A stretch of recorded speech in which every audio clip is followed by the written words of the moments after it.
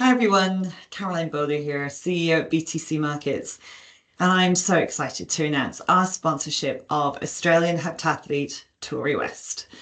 Tori is going to be the first Australian in 16 years to compete at the Olympics in the heptathlon, and we are so pleased and delighted that she's here to join us today to talk us through what the experience is like in preparation for this amazing achievement. This isn't her only crowning glory. Obviously, she's also the Australian under 18s javelin champion and the 2020 Australian champion as well. Tori also has an interest in blockchain, which is something else that we're going to need to talk to her about. But first and foremost, let's talk about the Olympics. Tori, do you want to just talk us through what your story and your experience has been as you compete in these amazing games? Yeah, sure. Well, thanks for the time. So I compete in the heptathlon, which involves 7 track and field events over 2 days. Fun fact, the heptathlon was actually the original Olympic event. So the Olympics started off as a pentathlon. So it was a little bit different back in Roman days, but it truly is like the core of Olympics. It's the true test of being an all-round athlete. So the events I do are the 100-meter hurdles, high jump, shot put, 200 meters, long jump, javelin, 800. And then you get a score based on how well you perform. So it's not about placing, it's about how far I can throw, how fast I can run. And your goal is just to produce like the best you can over those 2 days of competition. And then the winners, whoever, obviously got the most points. So it's a very hard event. It truly is pure performance. Like, you cannot cheat this game. You cannot rely on teammates. It is fully on you. And and at the moment, I'm right on the cusp of Olympic qualification. I have one more competition this weekend in Germany, and I'm very excited. I have had a great season thus far. I did a huge competition in Austria where I got the best Australian, like, score by an Australian in 16 years. I got, Wow. This season alone, I've gotten 14 personal bests. And I have a lot of confidence. I have a lot of excitement, and I just want to get the job done and get that ticket to Paris. So yeah. That is so exciting. Tell me, why did you decide to do the heptathlon? What was it that appealed to you in the first place? Well, I was always like pretty naturally good at events, like all the events as a kid. Like, I was originally a very good high jumper. I had like the district record when I was like 12. And then but I didn't train. I was just sort of athletic and I loved sport and it was part of school. And then when I was 15, I was actually scouted out by a coach in Townsville, and he said, "Oh, you got a really fast arm. You'd be a great javelin thrower." And I said, "Okay." He said, "In a year's time, you'll be a national champion." And in a year's time, I was a national champion. So that's when I became the under 18 champion. But after that, I didn't really go far after it, because after high school, it's sort of an awkward time. Like, you don't know, I didn't know what I wanted to do. I didn't know personally, like, what my goals were. I sort of knew I had talent in sport, but, I come from Townsville, right? So, it's a small town. It's not like I have the competition in big cities. So I went through a bit of a rough time, to be honest. I didn't really achieve much as a junior there. And that's sort of leading into the blockchain stuff. At 18, when I finished high school, I started teaching myself how to build websites and code and stuff like that. So that's where sort of like that sort of thing began. Anyway, so I had mixed interests. Then I did boxing. I was the sort of kid who'd try anything. But then the Commonwealth Games were in Australia in 2018. And I thought, oh, I'd be a fool not to try and represent Australia there. And I said, I don't know where this thought came from, but I was like, I think I'm going to do the heptathlon, because I can do high jump. I'm an all right runner, and I can throw a javelin really well. So, and that's in the heptathlon. I was like, so I said to my coach, I had 9 months to prepare. I said, Gary, I think I want to do the heptathlon at the Commonwealth Games. Let's give it a go. And in that season, I went from unranked in Australia to ranked number 2. I got, so my personal best at that time was 4,200 points. And I ended up the season having 5,783 points, which is huge. So I qualified for the Commonwealth Games. However, I missed out because they had a selection trial and I had to perform well. So despite not getting there, the run I had was incredible. Like, it's like when you get personal bests in sport, it's like this high that can't be matched, because it is your whole body, it's your whole soul, it's your whole mind that you commit. And so I got really addicted to the process of heptathlons, because it's not just one thing. You got to spread yourself across 7 disciplines, and it's a really pure pursuit. After that year, I had a back injury.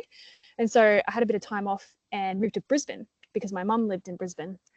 And I ended up doing a bit of work with a new coach called Eric Brown. And then in his squad was an Olympic, like it was an Olympic squad. He had at the time Cedric Doubler, who's pretty well known for the last Olympics for the performance he did with Ash Maloney, who got a bronze medal in decathlon.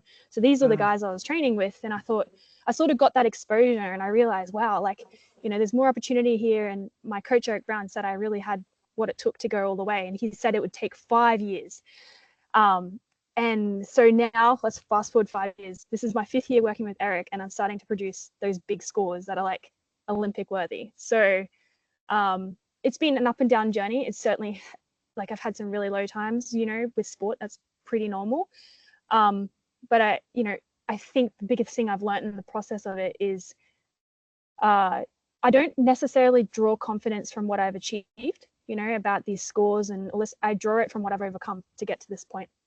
And that's the whole, you know, it's a process of becoming in that journey, you know. So that's why, that's how I've come into the heptathlon. To me, it's like this really beautiful pursuit, and the person it makes me is like, I just really love that journey, and I'm really grateful for it.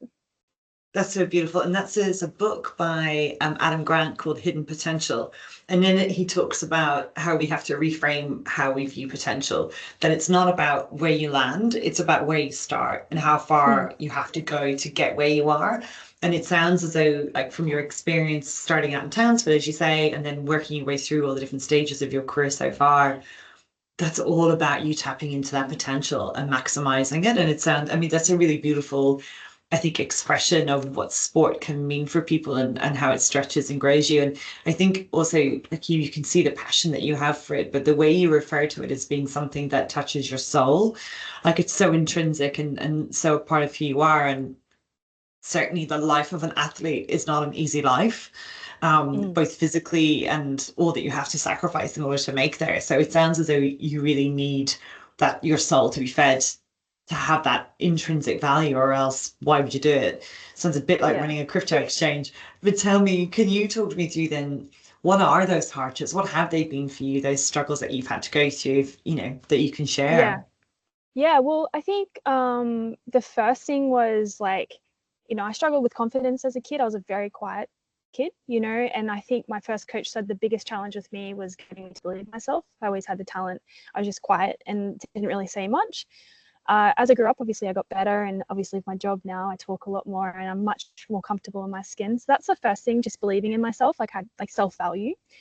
And then later on in my career, after 21, I started getting a lot of injuries, and I realized that like, I could train the house down. You know, my problem wasn't how hard I could train. The problem was I actually didn't have my health right. And so a big thing was prioritizing my health over my performance. And when I did that, everything just felt, and when I talk about health, it's not just like eating the right foods, right? It's about, you know, your mental health. Like, are you taking breaks? Have you got the right people around you? You know, am I actually, you know, putting my identity in my performance, or am I putting it in, you know, me as a person? Like, who am I as a person outside of sport? Because the highs you get with sport, especially at a young age, are very impressionable, and you sort of mold this identity to this high, but you don't realize the reality of, like, you know, what goes up must come down. And so, like, you're always going to have these hard parts. And so getting through the injuries was obviously hard. I think I sat out 3 years, from end of 2020 through to late 2022. I was out. I fractured my foot. I missed out on the last Olympics, even though I was gunning for that, because of injuries. And then obviously COVID was a huge, for all athletes, it was a huge interruption. No competitions. I couldn't train on a track for like almost a year. That was insane. Like, it was something totally unprecedented. But, you know, so they're the hardships. But I've always had this attitude where, like, you know, it's every setback sort of sets you up for a better comeback. And I always thought there was opportunity. Like, someone told me, like, the saying, if you really think you're that good, then you're going to get through this, because the good people get through this. And so I sort of took that win everything. I was like, yeah, I can be fine. Like, and that's something, like, I did boxing for a while. You know, you learn how to fight. I sort of learned, what I learned about myself in boxing was that I usually don't bring out the best of myself until I get hit first, because sometimes I don't know why, I just need that bit of, like, put me in a corner, let me show you what I can do thing to happen. And so, you know, through each experience, I'm wild, like, it sounds wrong, but I'm very grateful for the hard times, because it's molding, you know, it's like refining you in the fire. And yeah, huge opportunities. Like, I mean, referring back to blockchain stuff, you know, we've seen huge runs in crypto back in 2020 and COVID, 2021, sorry. And at that time, because I wasn't doing athletics, I had a lot of spare time. And so I got further into crypto, like blockchain development. And that's where that stuff happened for me. So, you know, athletics is taken away, but it opened up the door for me to be able to set up the company I have now and like do all the cool things I do with blockchain. So, you know, when you step back and this change your perspective, like everything's great. Like, you know, embrace the journey and lean in. It's really, it's wonderful. It sounds a lot similar to kind of the comments that you get from Ash Barty, who has been well, publicized about the work that she did with her mindset coach and trying to understand the psychology behind what it is to be an athlete. And it sounds as though, that seems to be a key to success, certainly for yourself as well. I mean, your attitude is amazing. It sounds as though it's been hard work, but you seem to have unlocked a lot of that mental struggle and found a way to turn it into a positive for yourself, which kind of been easy at the time, but as you say, you've kind of taken those lemons and turned them into lemonade. Yeah, certainly at the time it's not easy. You sort of have to have this like imaginary hope, like you're convincing yourself, like you're like it's going to be fine, like this is going to work out better, if it's not this, it's something better. And over time you just build this I guess mental fortitude, which carries over. It's not just for sport, it's for everything in life. And that's why I really like it, because it's not just on the track I've had stuff, it's off the track, everyone does. And so it's keys that can be applied to everything. I was at an event in New York for New York Tech Week, and they talked about what makes a successful ecosystem for businesses coming through, for entrepreneurs and businesses coming through. And one of the things that they spoke about was resilience and that mental resilience. And they were talking there about how you want to put your money with a CEO who's had one or two failures, or a successful exit is great, but one or two failures under their belt, because they then have the mental resilience to come back from those, take those learnings and keep going. So yeah, as you say, that at the time it's bloody hard, but the payoff in the months and years afterwards makes it worthwhile. Although at the time, as you say, it's not so much fun. Yeah. Can you talk us through then what's a training day like for you? Yeah, well, training, currently, because I'm leading into a competition, I haven't got that much training. It's maybe like an hour and a half, 2 hours a day, just refinement, making sure things are really good quality. But in a general building training week, I train every day. Mondays are, let's summarize it, do 3 track sessions a day, 3 track sessions a week, 4 technical sessions, 2 gym sessions, and 2 runs, like, longer runs. So Mondays will be a double day. I have gym and then I have a big track session. So running like 200-meter repeats is pretty tough. Tuesdays would be a day where I do like plyometrics. There's like reaction to the ground, shot put, high jump, and then a jog. Wednesdays will be a gym session, like a big gym session day, and a jog on just to like flush the legs out. Thursdays will be speed and hurdles. So that's very high intensity, go, go, go. Fridays are usually a gym session. Saturdays are a big training day. So I'll do long jump, javelin, and an 800-meter session. So that's 800 meters is, it's very, very tough training, especially when you're used to just doing sprints. And then Sunday is a recovery day. So usually I go for a light jog and head to my local gym and do all that, ice bath, sauna stuff. So yeah. I think of all that you said, I'm there for the sauna. Yeah, it is very nice, the sauna. Yeah. That seems to be the kind of level of training I'm capable of doing. Tell me as well, one of the things that comes with your role as an athlete is around pressure. Being an Australian athlete, there's an additional layer of pressure because Australia glorifies and adores its sports people in such a strong and passionate way. How do you then channel that and take that into a positive, as opposed to potentially feeling it as an additional weight on your shoulders rather than wings on your back? Yeah, I a good question. I can't honestly say I've ever felt external pressure per se. Like I feel like the pressure I put on myself personally is higher than anything anyone else could expect of me. So in a way, when I think I don't really think about people outside of my circle very much. I usually just think about like my coaches, my parents, my family, my friends who believe in me at my lows. Like, I sort of use like they want me to do well. I can feel it and hear it in their voice. Like, we want you to go, we want you to fight. I'm so excited for that. And instead of using it as pressure, I sort of feel it as a responsibility and a privilege to carry them with me. You know, I want to take them with me to the heights that I want to go to. So, because I see that moment, you know, after an event where everyone's sitting around a table and we're just so happy and we're so like that, I use it as my energy, I think, more so than pressure. I've never been too concerned by external stuff because I've walked a very different path. You know, I haven't had a conventional pathway to where I am. Like, I wasn't, you know, representing Australia as a junior. I didn't go through any college system. So it's always been me and my team and my circle, as opposed to, you know, what the mainstream sort of way is. So yeah, I use it as energy, the people that matter. I can totally see why you have found a home in blockchain as well, based on how you've just described it as being not through the traditional path, Yeah. not with traditional supports around you, but finding a way through and finding your community and your support within that. And so that's a really nice way to then say, hey, let's talk about your project in blockchain. Why don't you tell us all about it? Yeah. It's so I have a development company in blockchain called Equal Labs, and we've worked on a lot of different projects relating to sport and health and whatnot. So initially I started building out projects just for like sports data, like, you know, building calculators and ways for athletes to easily, like, I built an athlete training diary. So I do all my athlete stuff, like I log all my data on this platform. But the blockchain stuff came during 2020. Obviously, I became super fascinated and I just wanted to get in. Like, I was like, this is something huge and I know it's going to change everything. I don't fully understand it.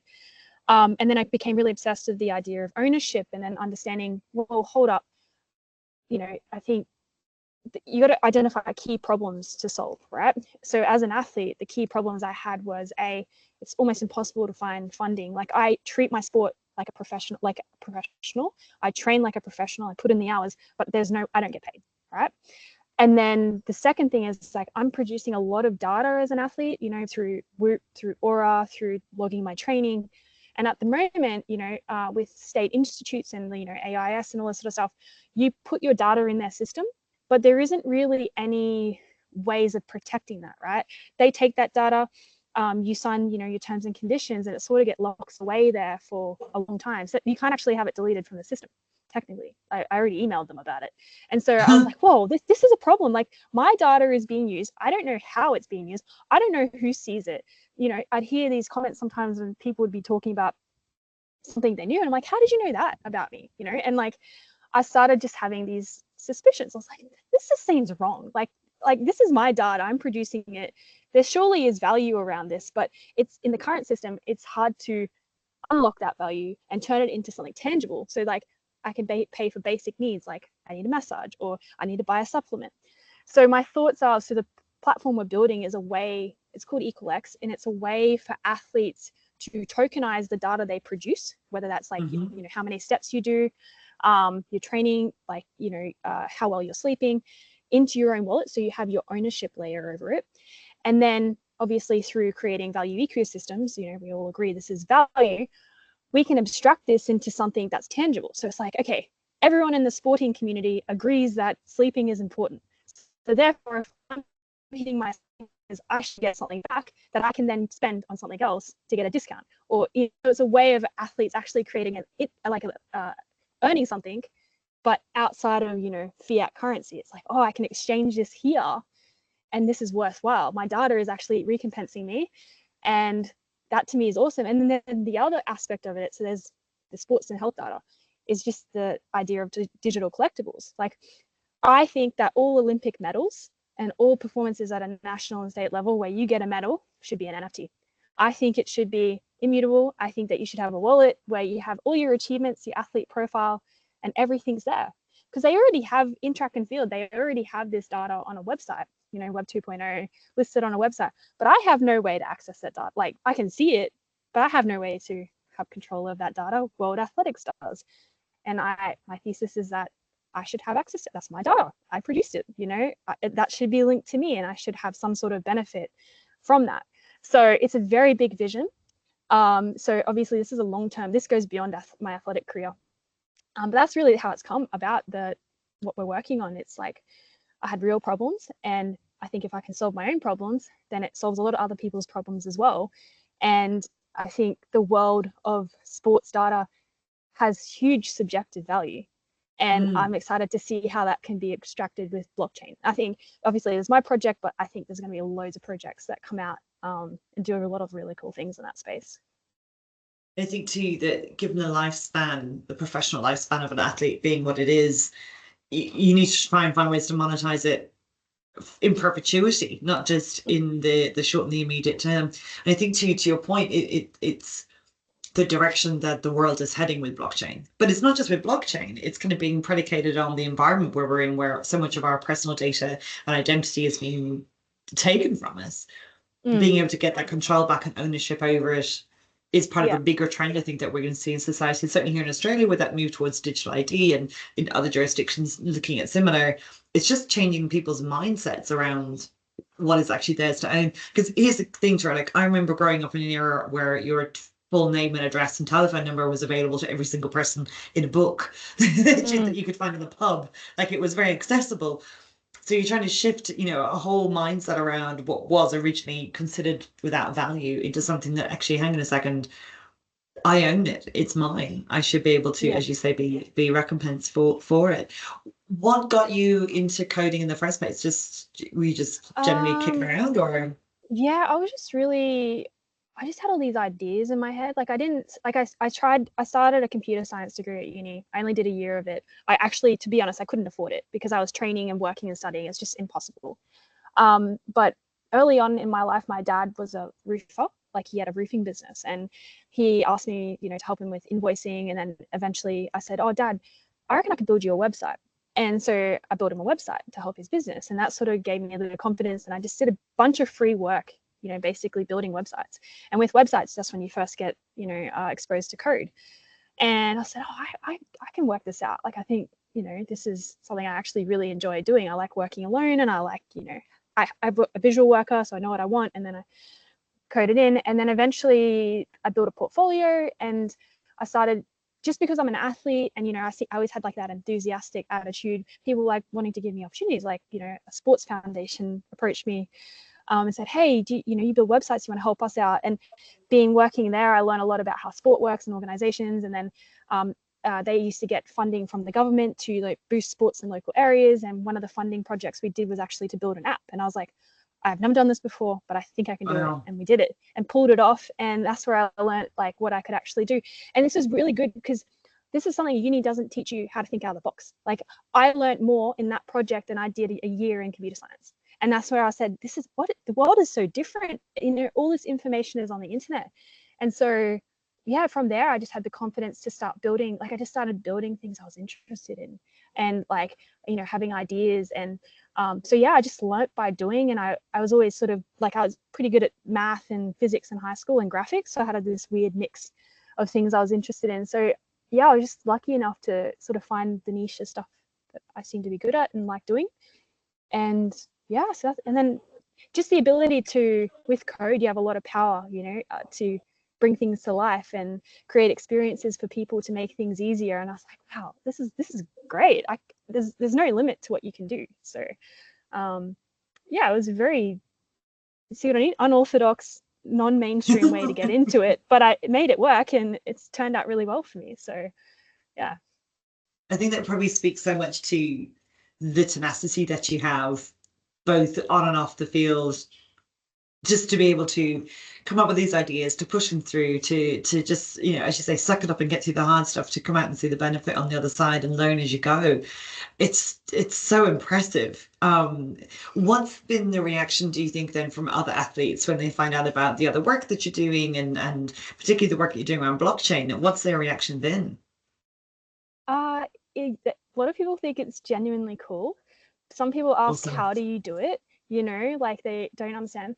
And I've realized, like, more so now, like initially I was doing a lot of coding coding and a lot of product development, but now it's evolved to the point where I have to be the communicator.